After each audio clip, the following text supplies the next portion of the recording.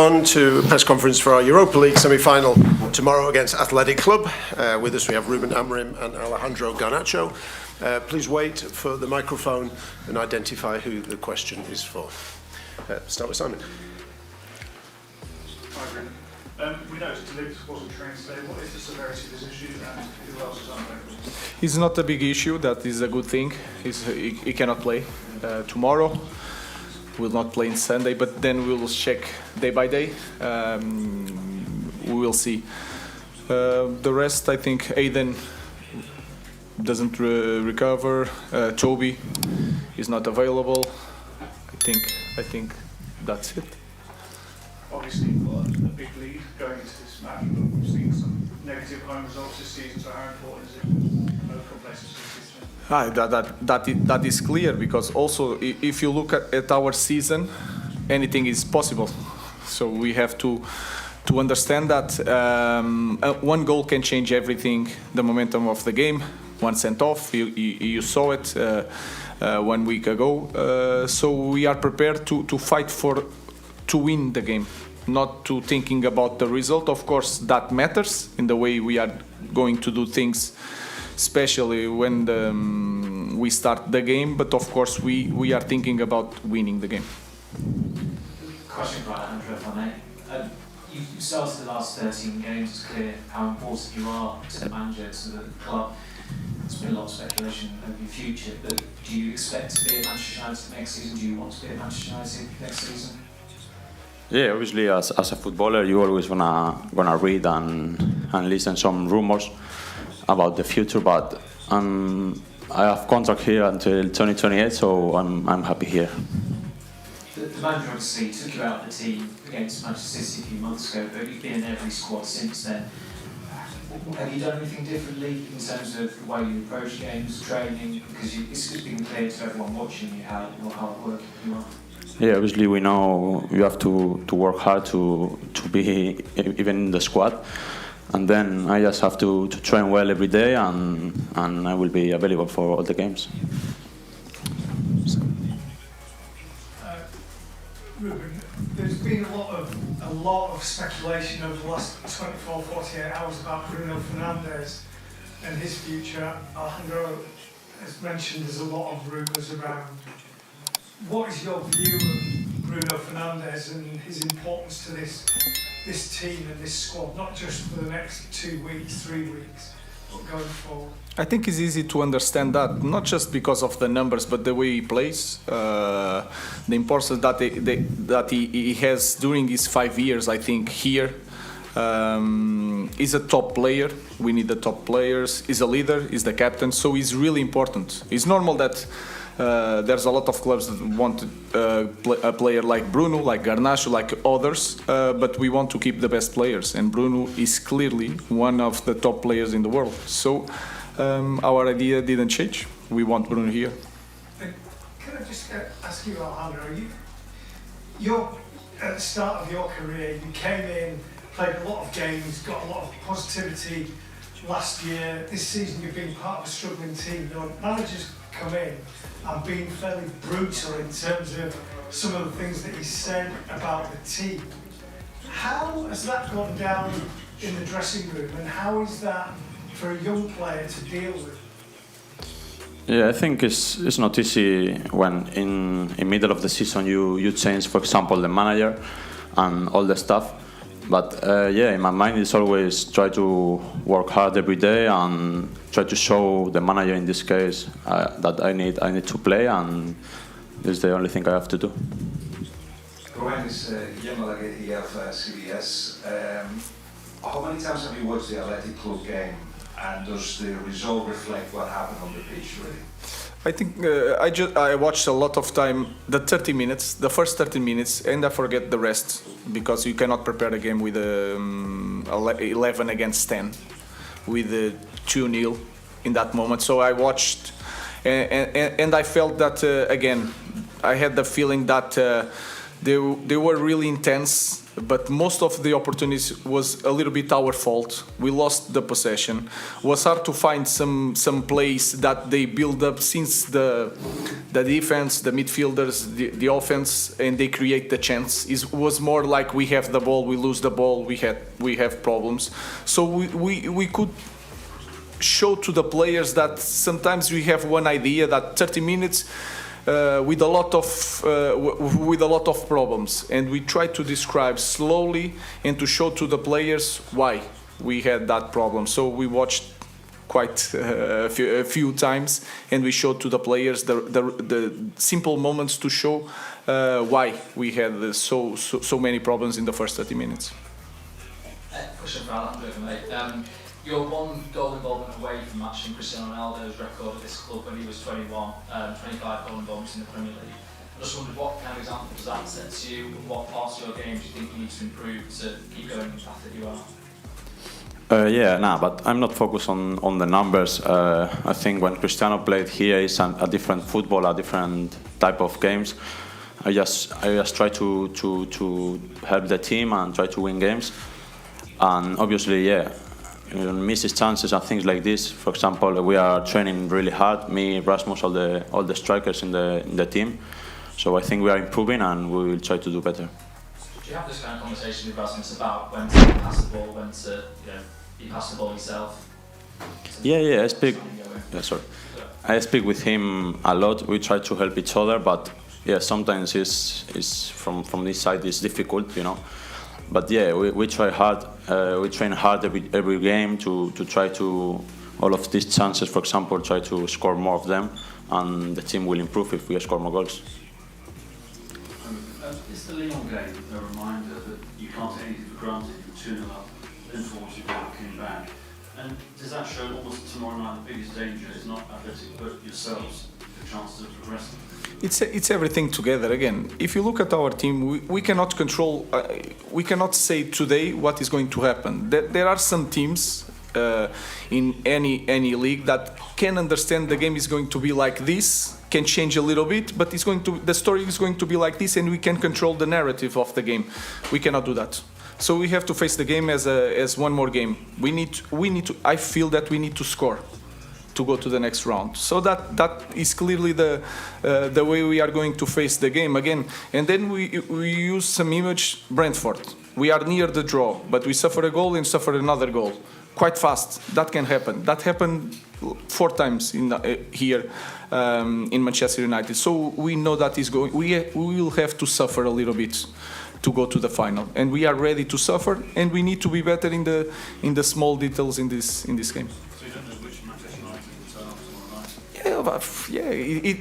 It's hard to say, and sometimes it's not what kind of team we will be tomorrow. Sometimes even during the game we are one team, something happen, and we lose our mind a little bit. So, but we are improving the way we play. We are more confident, and we are ready to face this challenge. Ruben, I appreciate it's always about the collective and the team, but I know you played in a European team, the Europa League, almost 11 years ago. But as a manager, this could be the first time you manage in a European final and get United. That's on a personal level. How much would it mean to you as a managerial achievement to get there, despite all this going on with the season? I think the meaning is you have to win it. As a manager, it's not like the same as a player. You want to play, you want to enjoy. When you are a manager, you have to win it, because if you lose in the final, it will hurt even more, especially in this kind of season. So we have to win it, but for that we need to focus on the semi-final. So I think it's different from coach to a player, but we need to focus first in our semi-final, then we'll think about the final. And just a quick word on the Athletic. They're travelling without Nico and Inoki, Williams and Sanchez as well, so how big of a blow could that be for them, especially because they need to score something? It doesn't matter. For us, it doesn't matter. For us, it's the top team of Atletico. I understand that it's hard to play with key players, but for us, it doesn't matter. We need to go to the game. It's a final for us, so we need to go to the game and try to win the game. Paul. Arsene Wenger was talking about the Europa League the other day and said that UEFA should review the procedure for the finalists. The finalists should go back into the Europa League rather than Champions League. Is that something you disagree with? Because you obviously that's fight a long way to. No, I don't have nothing to. I just know the rules. If people want to change the rules, by all means. But these are the rules, and the rules are: if we win Europa League, we go to Champions League. So we follow just the rules. I don't think a lot about that. I know that the Champions League should be for the teams that are champion or the best teams on the league, but they find out this way of promoting this kind of competition. So we just follow the rules and try to manage this end of the season with that. So we cannot go for by the Premier League. We follow the rules and go for and try to go for the Europa League. We'll take some from visiting media. Yes, Jonas Gerdes, RTL Germany. Ruben, a few weeks ago, in a moment of big frustration, you labeled the team as maybe the worst one in club's history of Manchester United. From today's point of view, now being close to reaching the final, what do you think about this quote? Thank you. I think you have to see the quotes in the moment, so things can change. And for me, in that moment, and if you look to Premier League, I think we are the worst. Since I arrived, we are the worst team in terms of the results in Premier League. That is my idea. In the end of this season, we can be the worst team in Premier League in history with a European title. So we will not change nothing. We know that this season was really disappointed for everybody. Nothing is going to change. So in that moment, sometimes I have to think a little bit more, but I felt that, and I still feel that this season was the worst in the. I don't know in history, but for sure in the last 50 years. I don't know. I have no idea. Thank you. Just one question to the player, because if a manager is talking like this, what's going on in your mind hearing this kind of quotes, and what's going on in the locker room? In terms of what, sorry? In terms of these drastic quotes, like being the worst team. Yeah, we know we are not doing a great job in the Premier League, but the manager said before we follow the rules, and now we have for us it's a final. Tomorrow we're gonna face the game like if it's 0-0, and we'll try to win the game, not just the global. And yeah, then if we win the Europa League, we will be in the Champions League, and then we can face the next season with a better mentality and different way. Okay, one there.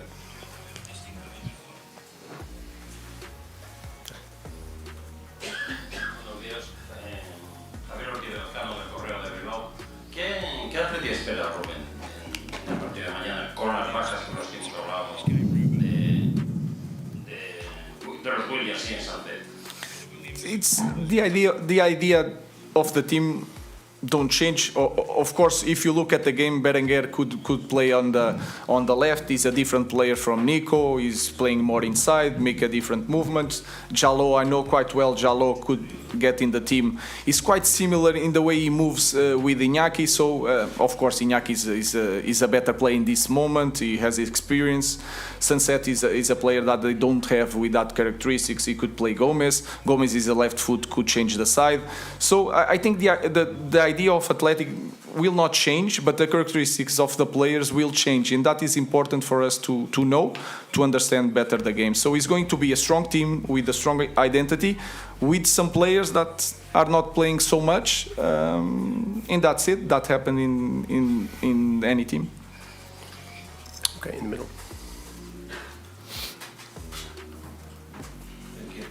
Alejandro, perdona. Héctor Martínez del periódico de Bilbao. Creo que tienes una relación con Pachi Alonso, con un aficionado del Atleti. No sé si intercambiado algún mensaje, en redes te sigue. ¿Qué te dice? ¿Cómo lo está viviendo él? ¿Y qué te dice? ¿Cómo lo vives tú también desde el lado que te toca con el 0-3? ¿En español o en inglés? English. It's up to you. Como lo quieras. No, sí, es un amigo de la familia y tenemos relación. He estado varias veces con él, pero sí, es fan del Bilbao y Atleti de Bilbao. Y nada, me escribió, me dio la enhorabuena por el partido, por la victoria y dijo que iban a venir con todo a intentar remontar y bueno, también le deseo suerte a ellos. Last question. Alejandro, obviously United have a very big history of flying wingers going back many years. Since Ruben came in, the system, the formation has changed quite dramatically. How have you found the change, the adaptation to this new system, playing as like a number 10 and not an out-and-out winger? And do you think we can actually see your best in that position, or do you still very much see yourself as an out-and-out winger? Yeah, I think it's difficult for everyone when and it's in the middle of the season when a new manager coming in and we change the formation, but we just need to follow the rules, and I'm trying to improve every day. Obviously, the manager knows the characteristics of the players. If you see the games, too many times I play, for example, wide on the wing, and the wing back is coming inside. So we will try to do, depends of the players we have, and yeah, I think we are improving as a team also. Has it been hard, like mentally, tactically, as well as the game, to make that adaptation for you personally in the season? Have you found it a challenge?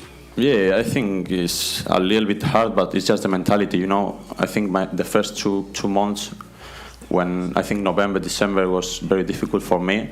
But yeah, my mentality is to keep working, to keep trying, and show to the manager and all the stuff that I have to play, and that's it. We'll leave it there. Thank you. Thank you.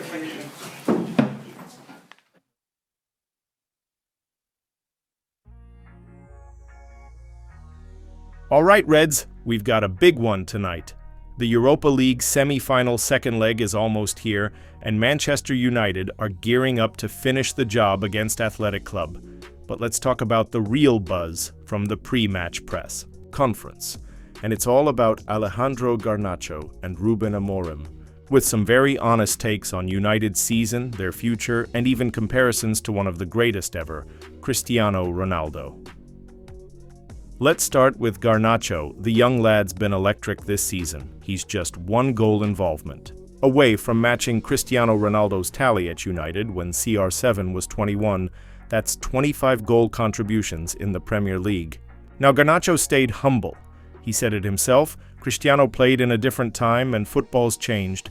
But make no mistake, his development, his confidence, and his hunger to improve is real. He's out there every day training, with Rasmus Højlund and the rest of the forwards working on those finishing touches, trying to help the team win games. And listen, Reds, if you're enjoying this kind of insight straight from the heart of Manchester United, make sure you hit that subscribe button right now. We've got more updates, more reactions, and more exclusive breakdowns coming after every game. You won't want to miss it. Now, Ruben Amorim was brutally honest. When asked about Bruno Fernandes and the rumors flying around about his future, he didn't hold back. Bruno's a top player. He's our captain. He's one of the best in the world, Amorim said. And despite interest from other clubs, United want him to stay. No doubt about it. Amorim sees Bruno as crucial not just for these next few games, but for the long-term identity of this team. But it's not all sunshine. Amorim admitted something that most managers wouldn't dare say publicly. He called this season potentially the worst in Manchester United's Premier League history. And yet, here we are, one game away from a European final. The manager knows it's been a roller coaster, but he believes this squad has enough to suffer, to fight, and to make it through. There's also a tactical twist. Amorim discussed how Athletic's lineup changes won't affect their identity, but United need to be razor-sharp. He studied their game closely, particularly those first chaotic 30 minutes from the first leg, and he's making sure his players understand the danger of losing possession and losing control. Finally, Garnacho opened up about his evolution under Amorim. From wide winger to a role closer to a number 10, it's been a tough shift, mentally and tactically. But his response? Keep your head down, work hard, and show the manager why you deserve that shirt. It's the kind of attitude that defines United's future stars. So as we head into the second leg, the message is clear. United must not get complacent. Athletic will come to fight, and United must be ready to suffer, but more importantly, to win.